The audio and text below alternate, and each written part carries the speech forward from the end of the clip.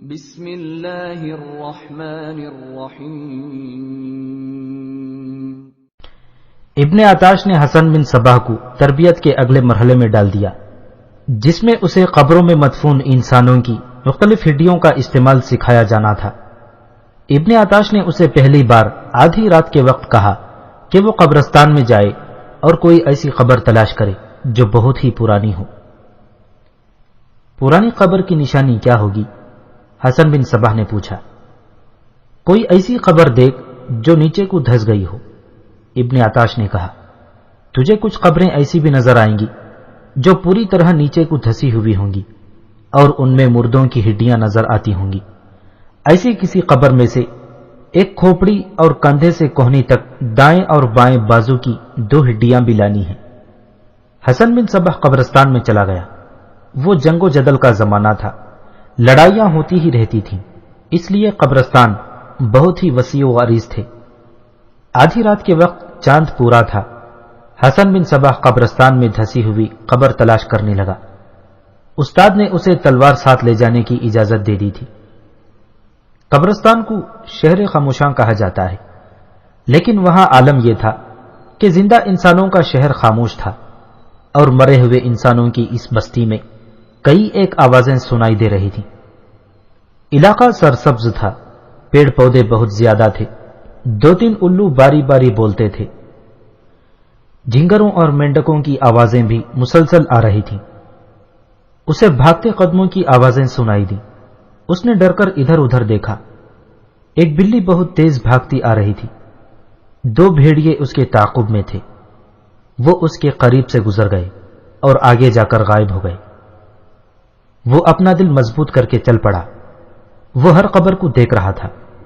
اسے دھسی ہوئی کوئی قبر نظر نہیں آ رہی تھی۔ کچھ دور جا کر اسے ایک گڑھا سا نظر آیا جو قبر کی طرح لمبوترا تھا۔ یہ قبر ہی ہو سکتی تھی، اس کے ہر طرف قبریں تھیں۔ یہ قبر اس کے مطلب کی تھی۔ قبر کے کنارے پہنچ کر اس نے نیچے دیکھا تو پہلے اس نے ایسی آوازیں سنی جیسے کتے غرایا کرتے ہیں۔ پھر یکلخت قبر میں سے 2 کتے اچھل کر اوپر آئے۔ تب اس نے دیکھا کہ یہ بھیڑیے ہیں۔ اس نے فوراً تلوار نکالی اور زور زور سے گھمانے لگا۔ بھیڑیے سمتیں بدل بدل کر اس پر جھپٹنے کی کوشش کرتے تھے، لیکن اس کی گھومتی ہوئی تلوار بھیڑیوں کو قریب نہیں آنے دے رہی تھی۔ ایک بار وہ اس دھسی ہوئی قبر کے کنارے پر اس طرح چلا گیا کہ اس کی پیٹھ قبر کی طرف تھی۔ بھیڑیوں سے بچنے کے لیے وہ ذرا سا پیچھے ہٹا تو قبر میں جا پڑا۔ اس کی ایک ٹانگ گھٹنے تک مٹی میں دھس گئی۔ اسے مری ہوئی ایک بلی نظر آ گئی جو قبر میں پڑی تھی۔ وہ سمجھ گیا کہ یہ وہی بلی ہے جس کے پیچھے بھیڑیے دوڑ رہے تھے۔ بلی شاید اس قبر میں گر پڑی یا چھپنے کے لیے اس میں اتر گئی تھی۔ بھیڑیوں نے اسے وہیں دبوچ لیا۔ بھیڑیے اس وقت بلی کو کھا رہے تھے جب حسن وہاں پہنچا۔ بھیڑیے یہ سمجھے کہ یہ شخص ان سے ان کا شکار چھیننے آیا ہے۔ حسن نے فوراً چیری پھاڑی ہوئی بلی کو ٹانگ سے پکڑا اور اٹھا کر باہر پھینک دیا۔ اگر وہ ایک لمحہ اور بھیڑیوں کا شکار باہر نہ پھینکتا تو وہ اوپر سے اس پر حملہ کر کے اسے چیر پھاڑ دیتے۔ بھیڑیے اپنا شکار اٹھا کر چلے گئے، لیکن حسن بن صباح پر ایسا خوف طاری ہو گیا کہ وہ اپنے جسم سے لرزہ محسوس کر رہا تھا۔ اس نے تو یہ بھی سوچ لیا تھا کہ وہاں سے بھاگ آئے، لیکن استاد کے ڈر سے اس نے بھاگنے کا ارادہ ملتوی کر دیا۔ اس نے کچھ اس قسم کی کہانیاں سن رکھی تھیں کہ بعض لوگ اللہ کو اتنے عزیز ہوتے ہیں کہ وہ مر جائیں اور کوئی ان کی قبروں کی توہین کرے تو اللہ اس پر اسی وقت عذاب نازل کرتا ہے۔ اس خیال نے اس کے خوف میں اضافہ کر دیا، لیکن ابن عطاش نے اسے کہا تھا کہ مطلوبہ ہڈیاں ہر حالت میں لانی ہیں اور خوف پر قابو پانا ہے۔ حسن نے اپنی دھسی ہوئی ٹانگ باہر کھینچی۔ یہ لحد تھی جس میں ہڈیاں ہونی چاہیے تھیں۔ اس نے دیکھا کہ وہاں سے ایک سل نیچے کو گری ہوئی تھی۔ اس نے ہاتھوں سے مٹی باہر پھینکی، پھر سل اٹھا کر الگ رکھ دی۔ چاندنی میں مردے کی ہڈیاں صاف نظر آ رہی تھیں۔ یہ مردے کا اوپر والا حصہ تھا۔ اس نے کھوپڑی اٹھائی اور دونوں بازوؤں کی ہڈیاں بھی اٹھا لیں۔ عین اس وقت اس نے دیکھا کہ چاندنی بجھ گئی ہے اور ایک سایہ اس کے اوپر سے گزر رہا ہے۔ उसने घबराकर ऊपर देखा। काली घटा आगे को बढ़ रही थी और रात तारीख होती चली जा रही थी। हसन खोपड़ी और हिड्डियां उठाकर तेजी से कब्र से निकला। अचानक बिजली बड़ी जोर से चमकी। 2-3 सेकंड बाद बिजली की कड़क सुनाई दी, जो इतनी खौफनाक थी कि हसन बिन सबाह जैसा दलेर नौजवान भी सुन होके रह गया और उसे अपने दिल की धड़कन साफ सुनाई देने लगी। इस इलाके में बारिश का अचानक आ जाना कोई अजीब चीज नहीं थी, लेकिन हसन के दिल पर यह खौफ सवार हो गया कि यह किसी बरगजीदा बुजुर्ग की कब्र है, जिसकी तौहीन पर आसमान अपनी बिजलियां गिराने पर उतर आया है। हसन को फिर वही ख्याल आया कि यह खोपड़ी और दोनों हिड्डियां लहद में वापस रख दे, लेकिन उसे अपने उस्ताद की यह बात भी याद आ गई कि अगर तू डर गया या वैसे ही नाकाम लौटा तो फिर ये इल्म सीखने के लिए न जाने कितने साल दरकार होंगे। उसने बड़ी मुश्किल से अपना हौसला मजबूत किया और वहां से चल पड़ा। अचानक मूसलाधार बारिश शुरू हो गई। बारिश के कतरे कंकरियों की तरह जिस्म को लगते थे। वो दौड़ पड़ा। एक जगह उसने सामने देखा तो उसे 3-4 कदम दूर एक आदमी खड़ा नजर आया, जिसके खदोखाल साफ नजर नहीं आते थे। वो धुंधला सा साया था जो सीधा खड़ा था। उसका कद इतना लंबा था कि आम इंसान से ज्यादा था। उसने दोनों बाजू कंधों की सीध में दाएं बाएं फैला रखे थे, जैसे हसन को आगे बढ़ने से रोक रहा हो। उसका सर गोल नहीं था बल्कि लंबूतरा था। वो बिल्कुल खामोश था। हसन रुक गया। दिल पर खौफ की गिरफ्त ऐसी जैसे एक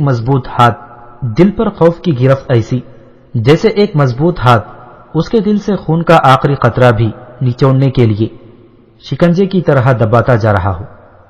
उसने फैसला कर लिया कि खोपड़ी इस खौफनाक आदमी के कदमों में रख देगा। बिजली बार बार चमकती और कड़कती थी। इस चमक से हसन की आंखें खैरा हो जाती थीं। बारिश बड़ी ही तेज थी। यूं पता चलता था जैसे यह गैर मामूली तौर पर लंबा तड़ंगा इंसान ऊपर नीचे और दाएं बाएं हरकत कर रहा हो। फिर एक बार उसे यूं लगा जैसे यह आदमी आगे बढ़ रहा हो। अचानक हसन की मर्दानगी बेदार हो गई। यह शायद मौत से बचने की आखिरी कोशिश थी। उसने तलवार निकाली और बड़ी ही तेजी से आगे बढ़कर तलवार उस आदमी के पेट में घोंपी।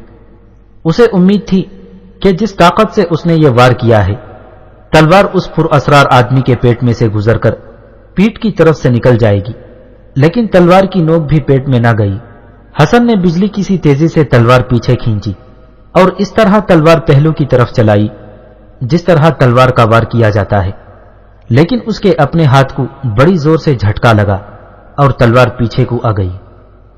उस आदमी के बाजू फैले रहे। हसन उससे 1-2 कदम दूर ही था। अब जो बिजली चमकी तो हसन ने आगे बढ़कर उसको हाथ लगाया। तब उसे पता चला कि यह एक टुंड-मुंड दरख्त है जो खुश्क हो चुका है और उसके टूटे हुए 2 टहन दाएं और बाएं फैले हुए हैं। हसन खोपड़ी और बाजुओं की हड्डियों को मजबूती से पकड़े दौड़ पड़ा। कब्रिस्तान से निकलते निकलते वो 2-3 बार फिसल कर गिरा और जब कब्रिस्तान से निकल आया तो जरा आराम से चलने लगा। अब्दुल मलिक बिन आताश ने उसे कहा था कि वो घर में उसका मुंतजिर होगा, ख्वाह सारी रात गुजर जाए। हसन उसके घर पहुंचा तो वो जाग रहा था। हसन के कपड़ों से पानी बह रहा था। घुटनों तक कीचड़ था। कुछ तो वो बारिश की वजह से कांप रहा था और कुछ खौफ से। उसने खोपड़ी और हिड्डियां इब्ने अताश के आगे रख दी। इब्ने अताश ने उसे शाबाश दी, फिर उसके कपड़े तब्दील कराए और पूछा कि वो डरा तो नहीं। मैं बता नहीं सकता कि मैं कितना ज्यादा डर गया था, हसन बिन सबाह ने जवाब दिया। चंद लम्हे सोचकर कहने लगा, मोहतरम अतालिक, क्या यह भी मेरी तरबियत के लिए जरूरी है? उतना ही जरूरी जितना जिस्म के लिए पानी और हवा की जरूरत है, इब्ने आताश ने कहा। अब बता, यह हड्डियां कब्र से तू कैसे निकाल लाया? हसन ने तफसील से सुनाया कि उस पर क्या गुजरी है। मोहतरम अतालिक, हसन ने कहा, मैंने आज रात सच मान लिया है कि किसी बरगजीदा शख्सियत की कब्र और उसकी हड्डियों के साथ ये सलूक करो जो मैंने किया है तो उसी वक्त अजाब नाजिल होता है। اس نے ڈری ہوئی سی آواز میں پوچھا، کیا مجھ پر مزید عتاب نازل ہوگا؟ نہیں، ابن عطاش نے جواب دیا، جو ہونا تھا ہو چکا ہے۔ راز کی ایک بات ہے، اسے دل و دماغ میں محفوظ کر لے۔ تو مردے کی قبر میں اترا، تجھ پر بھیڑیے ٹوٹ پڑے، ہڈیوں کو ہاتھ لگایا تو بجلیاں کڑکنے لگی۔ کیا اسے تو یہ نہیں سمجھا کہ مرے ہوئے انسان میں بھی طاقت ہوتی ہے؟ کیا تو نے کبھی روح یا بدروح نہیں سنی؟ میں نے تجھے کس علم میں ڈال دیا ہے؟ یہ علم تجھے روحوں اور بدروحوں سے ملاقات کرائے گا، اور یہ علم تجھے یہ بھی سکھائے گا کہ مرے ہوئے انسانوں میں جو طاقت ہوتی ہے وہ تیرے قابو میں آ جائے اور اسے تو اپنے مقاصد کے لیے استعمال کرے۔ لیکن ابھی نہیں، یہ طاقت تجھے کہیں سے حاصل ہوگی، اور اپنی ہڈیاں توڑوا کر تو یہ طاقت حاصل کرے گا۔ جہنم کی آگ میں سے گزر کر تو جنت میں داخل ہوگا۔ عبد الملک بن عطاش نے اسے کھوپڑی اور ہڈیوں کے متعلق ایک سبق دیا اور اسے گھر بھیج دیا۔ اگلے دن حسن بن صباح شہر کے قریب سے گزرنے والی ندی کے کنارے ٹہل رہا تھا۔ اس کے دماغ میں اپنے استاد کے سبق گھوم رہے تھے۔ گزشتہ رات کی طوفانی بارش سے ندی کی کیفیت تھی اور ہر طرف کیچڑ تھا۔ حسن بن صباح نے تنہائی میں شہر کے ہنگامے سے دور کسی جگہ بیٹھ کر نجوم اور سحر کے سبق دہرانے تھے۔ کیچڑ میں وہ بیٹھنے کے لیے کوئی خشک جگہ ڈھونڈ رہا تھا۔ کچھ دور جا کر اسے اتنا بڑا پتھر نظر آ گیا جس پر وہ آسانی سے بیٹھ سکتا تھا۔ وہ افق سے ابھرتے ہوئے سورج کی طرف منہ کر کے بیٹھ گیا، آنکھیں بند کر لی اور لمبے لمبے سانس لینے لگا۔ زیادہ دیر نہیں گزری تھی کہ اس نے آہستہ آہستہ آنکھیں کھولی۔ اس کے سامنے سورج ہونا چاہیے تھا، لیکن سورج نہیں تھا۔ اس کے بجائے ایک رنگدار کپڑا تھا جو اس کے اور سورج کے درمیان آ گیا۔ حسن سن سا ہو گیا۔ اس نے ڈرتے ڈرتے اور بہت ہی آہستہ آہستہ نظریں اوپر اٹھائیں۔ اسے ایک بڑا ہی حسین نسوانی چہرہ نظر آیا۔ یہ ایک نوخیز لڑکی کا چہرہ تھا۔ ہونٹوں پر ادھ کھلی کلی جیسی مسکراہٹ تھی۔ لڑکی اس سے صرف ایک قدم دور کھڑی تھی۔ حسن ذہن پر زور دے کر یاد کرنے کی کوشش کرنے لگا کہ یہ چہرہ پہلے بھی کہیں دیکھا ہے، کہاں دیکھا ہے۔ اسے یہ خیال بھی آیا کہ یہ سحر کا کرشمہ ہوگا۔ پہچاننے کی کوشش کر رہے ہو؟ لڑکی کی آواز میں ترنم تھا۔ حسن بن صباح نے سر کو ہلایا کہ ہاں، وہ پہچاننے کی کوشش کر رہا ہے۔ اتنی دیر تمہارے سامنے برہنہ بیٹھی رہی تھی، لڑکی نے مسکراتے ہوئے کہا۔ اوہ، حسن کو یاد آ گیا، تم وہ ہو؟ ایک بات بتاؤ، کیا تم حقیقت ہو یا میرے استاد کا تخلیق کیا ہوا تصور ہو جو اس نے حقیقی روپ میں میرے ذہن میں ڈال دیا ہے؟ لو، دیکھ لو، لڑکی نے اپنے دونوں ہاتھ حسن کے آگے کر کے کہا۔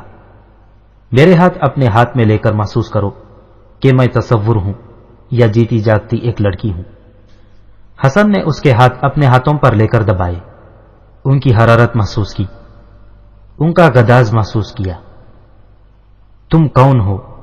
حسن نے جھنجلا کر پوچھا۔ کیا ہو تم؟ اگر تم حقیقت میں لڑکی ہی ہو تو کس کی بیٹی ہو؟ تم آبرباختہ لڑکی ہو جو برہنہ ایک نوجوان مرد کے سامنے بند کمرے میں بیٹھی رہی ہو۔ میری آبرو محفوظ ہے، لڑکی نے کہا۔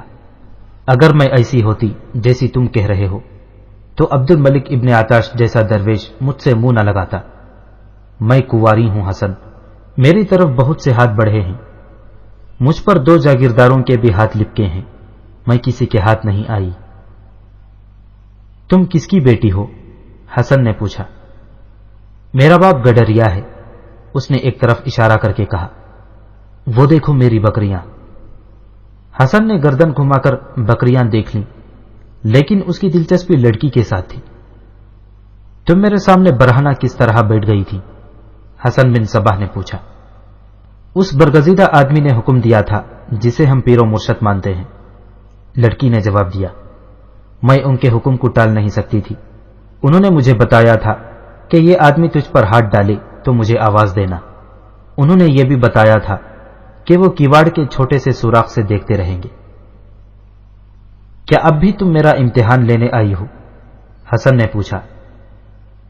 نہیں، لڑکی نے جواب دیا، اب اپنے دل کے کہنے پر آئی ہوں، تمہارے لیے آئی ہوں، اور میں تمہیں یہ بھی بتا دوں کہ میں تمہارے ساتھ جسموں کا لین دین کرنے نہیں آئی۔ اگر تم قبول کر لو تو اپنے دل میں جگہ دے دو، پھر ہم ساری عمر کا ساتھ نبھائیں گے۔ تم تو بولتے ہی نہیں، کچھ کہو نا۔ لڑکی کا حسن ایسا تھا کہ حسن بن صباح جیسے کردار کا نوجوان کہہ نہیں پایا کہ وہ اسے اپنے دل میں جگہ نہیں دے گا، لیکن اس کے دل پر اس کے استاد عبد الملک بن عطاش کا قبضہ تھا۔ وہ محسوس کر رہا تھا کہ اس کا دل اپنے اختیار میں نہیں، اس کے ساتھ ہی اسے یہ ڈر تھا کہ یہ بھی امتحان ہے۔ اس نے اس امتحان میں پورا اترنے کا تہیہ کر لیا۔ وہ پتھر پر بیٹھا تھا، لڑکی زمین پر بیٹھ گئی اور ہاتھ اس کے زانوں پر رکھ دیے، پھر اس نے اپنی تھوڑی بھی اس کے ایک زانوں پر رکھ دی۔ لڑکی کے سر پر سیاہ چادر تھی، اس میں اس کا گورا چہرہ اور ایک گال پر لہراتے 2-3 بال جو ریشم کے تاروں جیسے تھے۔ حسن جیسے نوجوان کو اس لڑکی کے قدموں میں بٹھا سکتے تھے۔ تمہارا نام؟ حسن نے پوچھا۔ فراح، لڑکی نے جواب دیا۔ نام تو فرحت ہے، گھر والے فراح کہتے ہیں، سہیلیاں فرحی کہتی ہیں، تم بھی فرحی کہو تو مجھے اچھا لگے گا۔ ایک بات بتاؤ، حسن نے پوچھا، تمہیں مجھ میں کیا خوبی نظر آئی کہ جاگیرداروں کو ٹھکرا کر تم میرے پاس چلی آئی ہو؟ یہ میرے دل کا معاملہ ہے، لڑکی نے کہا۔ جاگیرداروں نے تو میرے باپ کو دولت پیش کی تھی، میرا باپ ہے تو گڈریا لیکن عزت اور غیرت والا ہے۔ ایک بات اور بھی ہے، میرے باپ نے امام سے بات کی تھی۔ امام کون؟ وہ جو تمہارے استاد ہیں، لڑکی نے جواب دیا، عبد الملک بن عطاش۔ انہوں نے کہا تھا کہ اس لڑکی کو ضائع نہ کر دینا اور دولت کی چمک سے اندھے ہو کر اس کا ہاتھ کسی امیر کبیر کے ہاتھ میں نہ دینا۔ اس لڑکی کی زندگی کا راستہ کوئی اور ہے۔ میں امام کے گھر جاتی رہتی ہوں، انہوں نے مجھے کہا کہ اپنی عصمت کو پاک رکھنا اور اپنا جسم صرف اپنے خاوند کو پیش کرنا۔ میں تمہیں اپنا خاوند بنانا چاہتی ہوں۔ میں نے پوچھا تھا کہ تم نے مجھ میں کیا خوبی دیکھی ہے؟ میں نے کہا تھا کہ یہ میرے دل کا معاملہ ہے، لڑکی نے جواب دیا۔ تم میں وہ مردانگی ہے جو مجھے اچھی لگی۔ میں اتنی دیر تمہارے سامنے برہنہ بیٹھی رہی اور تم نے میری طرف دیکھا تک نہیں۔ اس کا مطلب یہ ہے کہ تم بڑے مضبوط مرد ہو اور دلوں کی محبت کا مطلب سمجھتے ہو۔ فرحی معصوم سی لڑکی تھی اور ایک گڈریا کی بیٹی تھی۔ وہ عالم اور فلسفی نہیں تھی کہ تجزیہ کر کے بتا سکتی کہ یہ حسن کی محبت میں کیوں گرفتار ہوئی ہے۔ اس نے ایسے انداز سے حسن کو اپنی محبت و وفا کا یقین دلایا کہ حسن نے اس کی محبت کو قبول کر لیا۔ فرحی، حسن نے کہا، تم میرے دل پر غالب آ گئی ہو، لیکن میں اپنے بزرگ استاد سے اجازت لے کر تمہیں جواب دوں گا۔ کل یہاں آؤ گے؟ فرحی نے پوچھا۔ آ جاؤں گا، حسن نے جواب دیا۔ فرحی چلی گئی۔ ابو مسلم رازی رے کا حاکم تھا۔ رے ایران کا بہت بڑا شہر تھا، تجارتی مرکز تھا اور اتنا زیادہ پھیل گیا تھا کہ اس کی وسعت صوبے جیسی ہو گئی تھی۔ اتنے وسیع و عریض شہر کے لیے بڑے ہی دانشمند اور قابل حاکم کی ضرورت تھی۔ ابو مسلم رازی میں یہ تمام صلاحیتیں موجود تھیں۔ بعض تاریخوں میں اسے رے کا سلطان لکھا گیا ہے۔ یہ صحیح نہیں، البتہ یہ صحیح ہے کہ اسے تقریباً سلطان کے اختیارات حاصل تھے، یعنی وہ سلطان سے اجازت لیے بغیر انتہائی اہم فیصلے کر سکتا تھا۔ کٹر اہل سنت والجماعت تھا۔ داستان کو یہ بتانا ضروری سمجھتا ہے کہ حسن بن صباح کی زندگی بڑی ہی پر اسرار تھی۔ جنت بنانے تک اس کی زیادہ تر سرگرمیاں زمین دوز رہی ہیں۔ وہ کس طرح ایسی شخصیت بنا کہ اس کے پیروکاروں کا حلقہ پھیلتا ہی چلا گیا؟ یہ ایسا سوال ہے جس کا جواب قلم بند کرنا آسان نہیں۔ یہ اس کی پس پردہ جدوجہد تھی جس میں مورخوں میں اختلاف پایا جاتا ہے۔ مثلا کسی واقعے میں بعض نے لکھا ہے کہ اس وقت حسن کی عمر اتنی تھی، لیکن بعض نے کچھ اور ہی عمر لکھی۔ بعض شخصیات اور کردار کے ناموں میں بھی اختلاف پایا جاتا ہے۔ ہماری تاریخ کا یہ پہلو بھی قابل غور ہے کہ اسلام میں فرقہ بندی جڑ پکڑ چکی تھی۔ تاریخ ہر فرقے کے تاریخ نویسیوں نے لکھی، جس سے تاریخ کے ساتھ یہ زیادتی ہوئی کہ لکھنے والوں نے اپنے اپنے فرقے کے نظریات، مفادات اور تعصبات کو سامنے رکھا اور واقعات کو مسخ کر ڈالا۔ جب ایک ہی واقعہ مختلف تاریخوں میں مختلف شکلوں میں نظر آتا ہے تو ہمیں تمام تر پس منظر کو غور سے دیکھ کر فیصلہ کرنا پڑتا ہے کہ اصل واقعہ کیا تھا۔ یہ امر کتنا افسوسناک ہے کہ مسلمانوں نے فرقوں میں تقسیم ہو کر اپنی تاریخ کو بھی فرقوں میں تقسیم کر دیا ہے۔ رات کا پہلا پہر تھا۔ حسن بن صباح اپنے استاد عبد الملک بن عطاش کے ہاں بیٹھا تھا اور اسے سنا رہا تھا کہ فرحی اسے ملی تھی اور اس نے کیا کہا تھا۔ ایسی ہی ایک لڑکی نے تیری زندگی میں داخل ہونا تھا، ابن عطاش نے کہا، لیکن ابھی تیری شادی نہیں ہوگی۔ اس نے کہہ دیا ہے کہ وہ تجھے چاہتی ہے تو وہ تجھے ہی چاہتی رہے گی۔ کوئی اس کے آگے دولت کے ڈھیر لگا دے گا تو وہ قبول نہیں کرے گی، وہ ہمیشہ تمہاری رہے گی۔ لیکن محترم اتالیق، حسن نے کہا، کوئی شاہی جاگیردار اسے اغوا نہ کرا لے۔ نہیں، ابن عطاش نے کہا، اسے کوئی ہاتھ بھی نہیں لگا سکتا۔ میں نے اس کے گرد حصار کھینچ دیا ہے۔ کوئی شخص کتنا ہی جابر اور کتنا ہی بڑا حاکم کیوں نہ ہو، فرحی کو بری نیت سے پھانسنے کی کوشش کرے گا تو منہ کی کھائے گا۔ میں تو سمجھا تھا کہ آپ نے میرا امتحان لینے کے لیے اسے میرے پاس بھیجا ہے۔ نہیں، ابن عطاش نے کہا، یہ کوئی امتحان نہیں تھا، لیکن یہ بات دماغ میں رکھ لے حسن، خوبصورت عورت مرد کے لیے بہت بڑا امتحان ہوتی ہے۔ میں تجھے یہ سبق دے چکا ہوں۔ فرحی جیسی حسین لڑکی تجھ پر اپنا نشہ طاری کر کے تیری کھال بھی اتار سکتی ہے۔ آگے چل کر میں تجھے بتاؤں گا کہ دوسروں کو پھانسنے کے لیے عورت کو جال میں دانے کے برابر کس طرح استعمال کیا جاتا ہے۔ تو کیا میں فرحی سے مل سکتا ہوں؟ ہاں، ابن عطاش نے جواب دیا، تو اسے مل سکتا ہے، تو اس کے ساتھ پیار محبت کی باتیں کر سکتا ہے، اور تیرا امتحان ہوگا کہ تو گناہ سے دامن بچا کر رکھنے کے قابل ہو جائے۔ کیا آپ مجھے پارسا بنائیں گے؟ نہیں، ابن عطاش نے کہا، ابھی ایسے سوال مت پوچھ، میں ابھی تجھے اندر اور باہر سے مضبوط کر رہا ہوں۔ اب اپنے گھر چلا جا۔ میں تجھے پھر کہتا ہوں کہ کسی کو نہیں بتانا کہ میں تجھے کیسی تعلیم اور کیسی تربیت دے رہا ہوں۔ میں آج تجھے کوئی اور سبق نہیں دوں گا۔ کچھ لوگ آ رہے ہیں۔ حسن بن صباح اپنے استاد کے گھر سے نکل رہا تھا کہ 4 آدمی حویلی میں داخل ہوئے۔ عبد الملک بن عطاش انہی آدمیوں کے انتظار میں تھا۔ کیا یہی وہ لڑکا ہے جسے آپ تیار کر رہے ہیں؟ ایک آدمی نے پوچھا۔ ہم نے اسے باہر نکلتے دیکھا ہے۔ ہاں، ابن عطاش نے جواب دیا، یہی ہے۔ کیا یہ ہمارے محاذ اور مقصد کے لیے تیار ہو جائے گا؟ اسی آدمی نے پوچھا۔ پوری امید ہے، ابن عطاش نے جواب دیا۔ میں نے تمہیں پہلے بتایا ہے کہ اس نوجوان میں جس کا نام حسن بن صباح ہے، میں نے ایسے جوہر دیکھے ہیں جو شاذ و نادر ہی کسی آدمی میں پائے جاتے ہیں۔ ایسی صلاحیتوں اور ایسے اوصاف والا انسان اللہ کا برگزیدہ اور لوگوں کا مرشد بنتا ہے یا مجسم ابلیس بن جاتا ہے۔ دونوں صورتوں میں وہ لوگوں میں مقبولیت حاصل کرتا ہے، مقبولیت بھی ایسی کہ اس کے مرید اور معتقد اس کے اشاروں پر ناچتے ہیں، بلکہ اس کے اشارے پر جان تک قربان کر دیتے ہیں۔ یہ لڑکا کس طرف جاتا نظر آتا ہے؟ میں ابھی کچھ نہیں کہہ سکتا، ابن عطاش نے جواب دیا۔ مجھے شک ہے کہ اس میں ابلیسی اوصاف کچھ زیادہ ہیں۔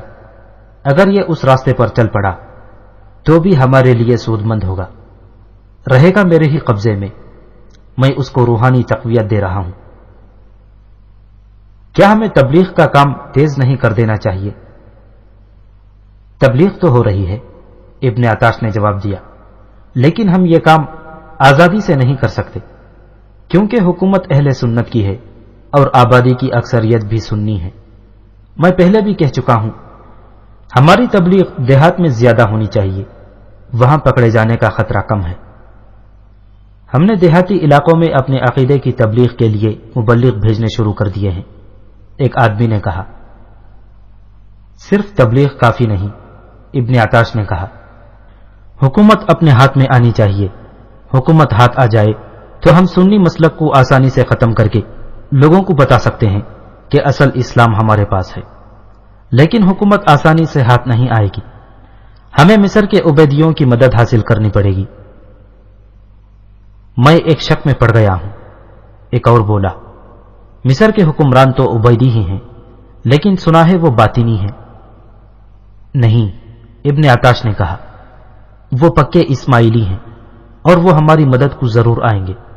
میں انہیں سلجوقی سلطنت پر حملے کے لیے اکساؤں گا، لیکن اس کے لیے ضروری ہے کہ ادھر ہمارے لوگ تیار ہوں، لیکن یہ تیاری پوشیدہ رہے۔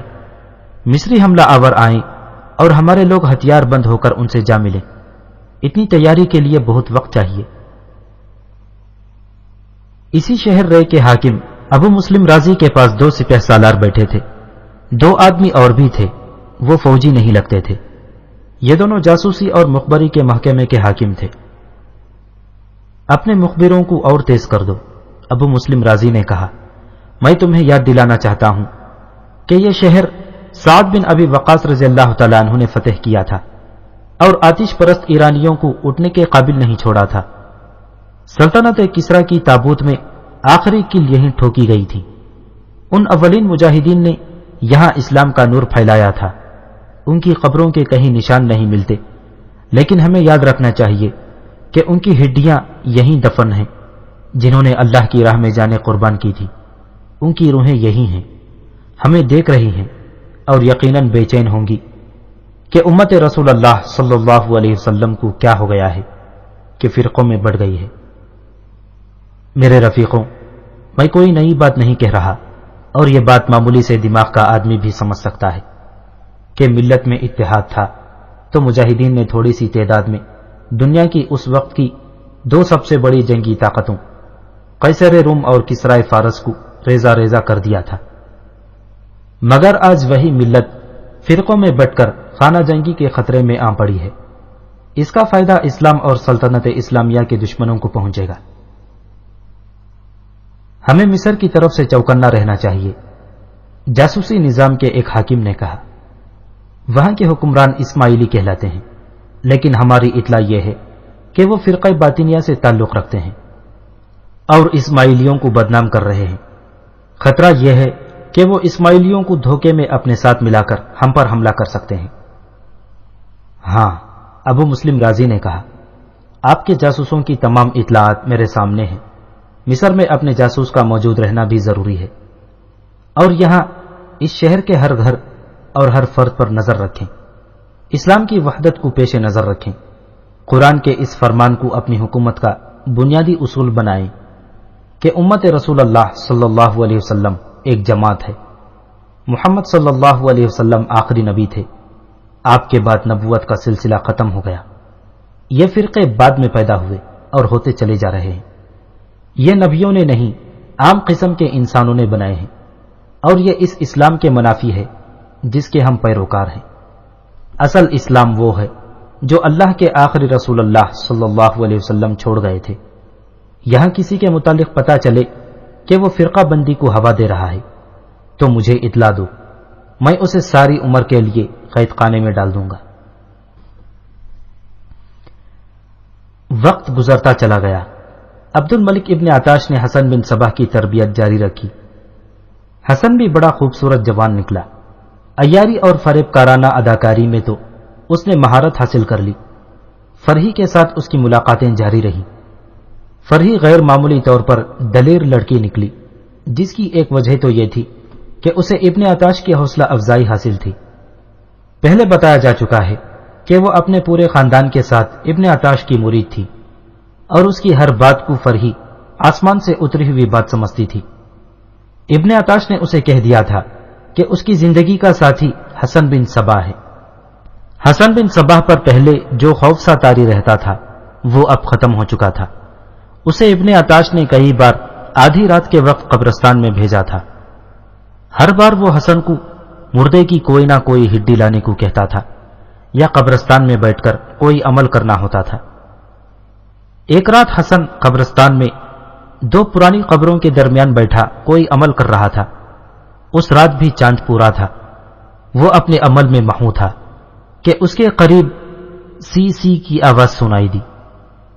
اس نے ذہن کو ایک مقام پر کرنے اور دنیا سے لا تعلق ہو جانے کی اس قدر مہارت حاصل کر لی تھی کہ اسے جیسے یہ آواز سنائی ہی نہ دی ہو۔ اس نے آنکھیں بند کر رکھی تھی۔ اس نے اپنے عمل کے مطابق آنکھیں کھولی تو وہ چونک پڑا۔ اسے صرف 2 قدم فاصلے پر اس کے سامنے سیاہ کالا ایک ناگ پھن پھیلائے سی سی کر رہا تھا۔ استاد نے اسے بتا رکھا تھا کہ قبرستان میں سانپ ہوتے ہیں، اگر کبھی سانپ سے آمنا سامنا ہو جائے تو وہ بے حس ہو جائے، کوئی حرکت نہ کرے۔ اس سے سانپ کو یہ تاثر ملے گا کہ یہ کوئی بے جان چیز ہے جس سے اسے کوئی خطرہ نہیں، پھر سانپ چلا جائے گا۔ حسن بن صباح نے ناگ کو دیکھا تو پتھر مار کر اسے بھگانے کے بجائے بیٹھا رہا اور انگلی تک نہ ہلائی۔ ناگ اسے دیکھتا رہا اور اس کا پھن دائیں بائیں جھولتا رہا۔ حسن نے ننگی تلوار زمین میں گاڑ رکھی تھی۔ اس نے تلوار کی طرف ہاتھ نہ بڑھایا۔ اس کے دل میں خوف آنے لگا، لیکن اس نے ہوش ٹھکانے رکھے۔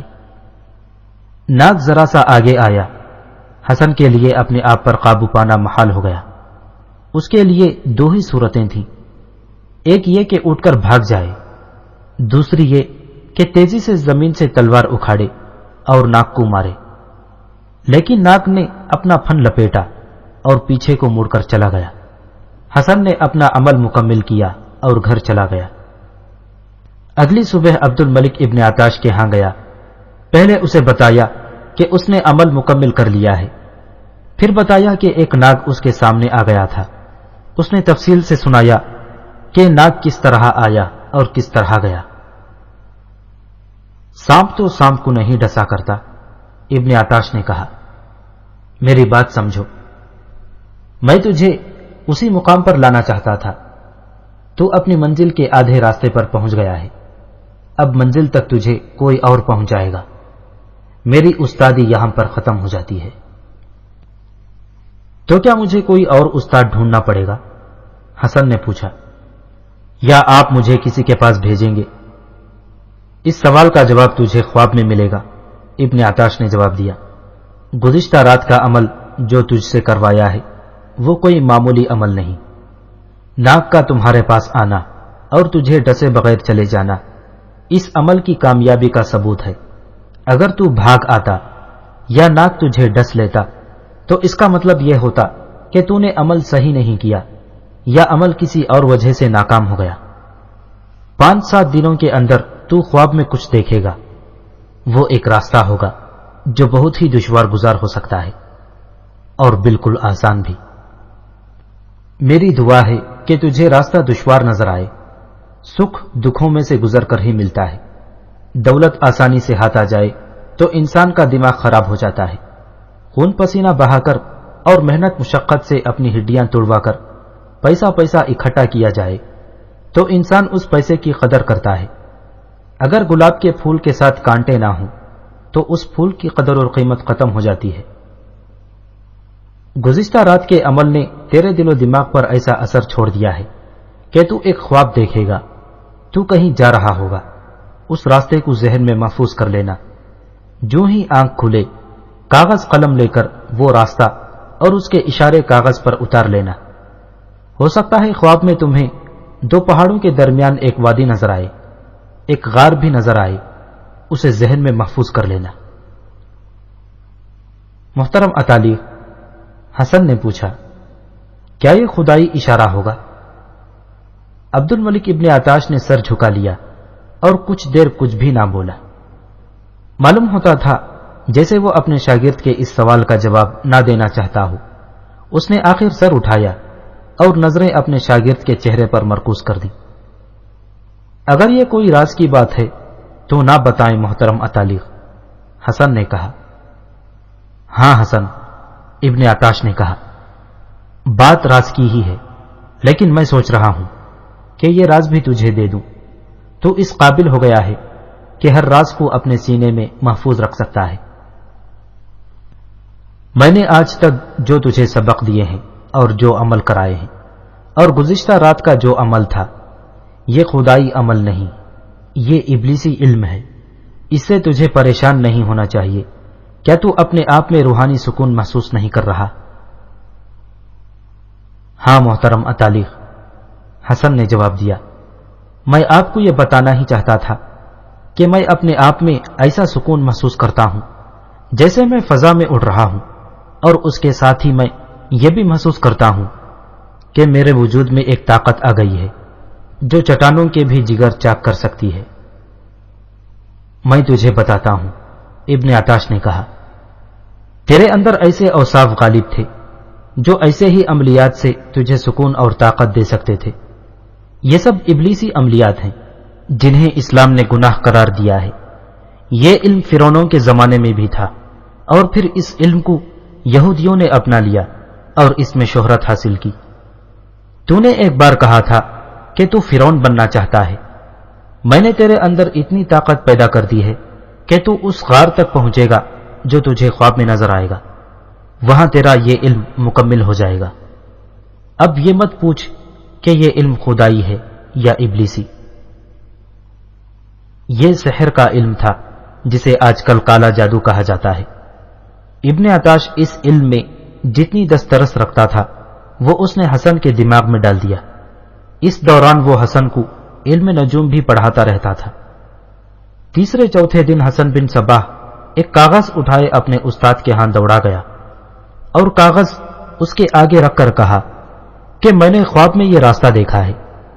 اس نے یہ بھی کہا کہ یہ راستہ اگر خواب جیسا ہی ہے تو بہت ہی خوفناک ہے، وہاں تک زندہ پہنچنا مشکوک نظر آتا ہے۔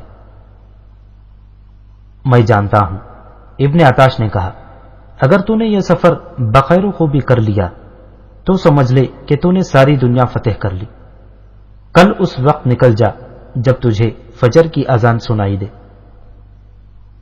اگلے روز جب سورج افق سے ابھرا تو شہر سے کوسوں دور دو گھوڑے جا رہے تھے، ایک پر حسن بن صباح سوار تھا اور دوسرے گھوڑے پر فرحی سوار تھی۔ گزشتہ روز جب وہ فرحی سے ملا تھا تو اس نے فرحی کو بتایا کہ وہ کس سفر پر روانہ ہو رہا ہے۔ فرحی نے کہا کہ وہ بھی ساتھ جائے گی۔ حسن نے اسے روکنے کے لیے بہت کچھ کہا لیکن فرحی نہ مانی، وہ تو اس کے پیچھے پاگل ہوئی جا رہی تھی۔ میری زندگی تمہارے ساتھ ہے حسن، فرحی نے کہا تھا، میں پیچھے رہ گئی تو کسی جاگیردار یا کسی امیر وزیر کے ہاتھ چڑھ جاؤں گی۔ امام عبد الملک کب تک میری حفاظت کریں گے؟ تم جس سفر پر جا رہے ہو یہ بڑا خطرناک ہے، معلوم نہیں زندہ لوٹ سکو گے یا نہیں۔ میں تمہارے ساتھ جینا اور تمہارے ساتھ مرنا چاہتی ہوں۔ اگر تم ساتھ نہیں چلو گے تو میں تمہارے پیچھے پیچھے آ جاؤں گی، اس شہر میں نہیں رہوں گی۔ حسن بن صباح اتنا مجبور ہو گیا کہ وہ فرحی کو روک نہ سکا۔ حسن تو اپنے گھر والوں کو بتا کر گھر سے نکلا تھا، اسے اس کے باپ نے خود ہی عبد الملک ابن عطاش کی شاگردگی میں بٹھایا تھا، لیکن فرحی گھر والوں کو بتائے بغیر نکلی تھی۔ وہ اس وقت جاگ اٹھی تھی جب گھر والے گہری نیند سوئے ہوئے تھے۔ گھوڑا اس کے ایک بھائی کا تھا، وہ اندھیرے میں ہی گھر سے نکل آئی تھی۔ وہ جس قدر خوبصورت تھی اس سے کہیں زیادہ مضبوط حوصلے والی تھی۔ حسن ابھی شہر سے تھوڑی ہی دور گیا تھا کہ فرحی اس سے جا ملی۔ حسن کے ذہن میں خواب کی باریک سے باریک تفصیل بھی محفوظ تھی، اور اس کے پاس وہ کاغذ بھی تھا جس پر اس نے اشارے لکھ لیے تھے۔ اگر یہ کوئی سیدھا راستہ ہوتا تو وہ بہت ہی دور نکل گئے ہوتے، لیکن یہ کوئی باقاعدہ راستہ نہیں تھا، جنگل تھا، کہیں بنجر علاقہ تھا، اور پھر پتھریلا علاقہ شروع ہو گیا۔ پہلے ایک ندی آئی جو اتنی گہری نہیں تھی، ان کے گھوڑے اس میں سے گزر گئے، لیکن آگے جو ندی آئی وہ خاصی گہری تھی اور پانی کا بہاؤ بھی خاصا تیز تھا۔ حسن نے راستے والا کاغذ ایک ہاتھ میں لے کر ہاتھ اونچا کر لیا تاکہ یہ بھیگ نہ جائے، اور انہوں نے گھوڑے ندی میں ڈال دیے۔ چونکہ بہاؤ تیز تھا اس لیے گھوڑے سیدھے جانے کے بجائے بہاؤ کے ساتھ ساتھ بہتے گئے اور خاصی دور جا کر کنارے پر چڑھے۔ حسن نے ذہن پر زور دیا اور دیکھنے لگا کہ وہ نشانیاں کہاں ہیں جو اسے خواب میں نظر آئی تھی۔ اس نے کاغذ سے بھی مدد لی اور آگے بڑھنے لگا۔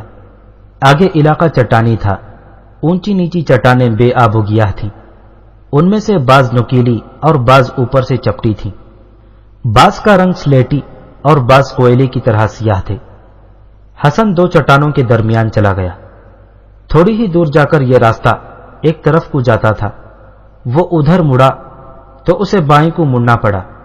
اس طرح اسے چٹانوں نے کبھی دائیں کبھی بائیں اتنا زیادہ موڑا کہ وہ بھول ہی گیا کہ اسے کس سمت کو جانا ہے اور وہ ان بھول بھلائیوں میں کس طرف سے داخل ہوا تھا۔ اس نے سورج سے سمت معلوم کر لی، لیکن یہ پتہ نہیں چل رہا تھا کہ وہ آگے بڑھ رہا ہے یا ایک ہی جگہ پر گھوم رہا ہے یا پیچھے کو جا رہا ہے۔ سورج اپنے روز مرہ سفر پر چلا جا رہا تھا اور افق سے تھوڑی ہی دور رہ گیا تھا۔ حسن پریشان ہو گیا۔ اسے شام گہری ہونے سے پہلے پہلے وہاں سے نکلنا تھا۔ اس نے گھوڑے کی رفتار اور تیز کر لی۔ معلوم ہوتا ہے تم خواب والا راستہ بھول گئے ہو، فرحی نے کہا۔ میں خواب میں بھی اسی طرح ان بھول بھلائیوں میں گھومتا رہا تھا، حسن نے کہا۔ راستہ مل جائے گا۔ ان چٹانی بھول بھلائیوں میں گھومتے گھومتے اسے ایک ایسی چٹان نظر آئی جو اوپر سے آگے کو جھکی ہوئی تھی۔ یہ قدرت کا ایک شاہکار تھا۔ یہ بغیر ستونوں کے برآمدے جیسے تھے۔ وہاں پہنچ کر حسن نے گھوڑا روک لیا اور فرحی سے کہا کہ کچھ دیر آرام کر لیا جائے۔ دونوں گھوڑوں سے اتر آئے اور برآمدے کی چھت جیسی چٹان کے نیچے بیٹھ گئے۔ یہ کوئی غار تو نہیں تھا، لیکن چٹان اندر سے ایک وسیع کوہ جیسی ہو گئی تھی۔ اس کا فرش زمین کی سطح سے گز 1.5 گز نیچے تھا۔ حسن تو بیٹھ گیا، لیکن فرحی کوہ میں دیکھنے لگی۔ اس نے یہ بھی کہا کہ رات گزارنی پڑی تو یہیں گزار لیں گے۔ اس کے ساتھ ہی اس کی ہلکی سی چیخ سنائی دی۔ حسن تیزی سے اٹھا اور فرحی تک پہنچا۔ نیچے دیکھو حسن، فرحی نے کہا۔ حسن نے نیچے دیکھا۔ انسانی ہڈیوں کے 2 پنجرے پڑے تھے۔ ان کے کپڑوں کے چھوٹے چھوٹے ٹکڑے بکھرے ہوئے تھے۔ ہڈیاں بالکل خشک ہو چکی تھیں۔ ایک پنجر مرد کا تھا اور دوسرا عورت کا۔ عورت کی نشانی بڑی صاف تھی۔ اس کے لمبے لمبے بال کھوپڑی کے قریب ہی پڑے تھے۔ دونوں اس پوزیشن میں نہیں تھے جس طرح لاش کو قبر میں سیدھا رکھا جاتا ہے۔ حسن کود کر نیچے چلا گیا۔ اس نے مرد کی پسلیوں میں دیکھا، وہاں ایک خنجر پڑا ہوا تھا۔ جن 2 پسلیوں کے درمیان یہ خنجر پھنسا ہوا تھا، وہاں سے دونوں پسلیاں تھوڑی تھوڑی کٹی ہوئی تھیں۔ ایک تلوار دونوں ڈھانچوں کے قریب پڑی تھی۔ معلوم نہیں یہ کون تھے، فرحی نے کہا۔ کوئی ہم جیسے ہی ہوں گے، حسن نے کہا، لیکن یہ کچھ اور معاملہ معلوم ہوتا ہے۔ اس آدمی کو سینے میں خنجر مار کر مارا گیا تھا۔ ہو سکتا ہے عورت کو اس تلوار سے مارا گیا ہو۔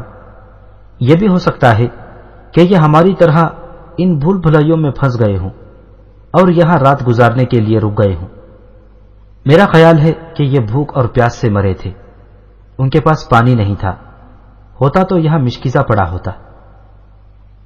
حسن، فرحی نے کہا، میں کبھی ڈری نہیں، لیکن میں دل پر خوف کی گرفت محسوس کر رہی ہوں۔ ہم یہاں نہیں رکیں گے، پھر ہمیں یہاں سے جلدی چلنا پڑے گا، حسن نے کہا۔ دونوں گھوڑوں پر سوار ہوئے اور 2 چٹانوں کے درمیان چلنے لگے۔ یہ تنگ سا راستہ انہیں ایسی جگہ لے گیا جہاں چٹانیں پیچھے رہ گئی تھیں اور ذرا کھلا میدان تھا۔ 3 اطراف چٹانیں تھیں، چوتھی طرف کی چٹان کے درمیان تھوڑا سا راستہ تھا۔ حسن اس طرف ہو لیا۔ دونوں گھوڑے پہلو بہ پہلو چلے جا رہے تھے۔ جب دونوں اس تنگ سے راستے کے قریب ہو گئے تو دونوں گھوڑے اپنے آپ ہی رک گئے۔ پہلے وہ کچھ بے چینی سے ادھر ادھر ہونے لگے، پھر دونوں گھوڑے کانپنے لگے۔ انہوں نے گھوڑوں کو ایڑ لگائی، باگیں جھٹکی، لیکن گھوڑے کانپتے رہے اور آگے بڑھنے کے بجائے آہستہ آہستہ پیچھے ہٹنے لگے۔ وہ دیکھو فرحی، حسن نے کہا، گھوڑے آگے نہیں بڑھیں گے۔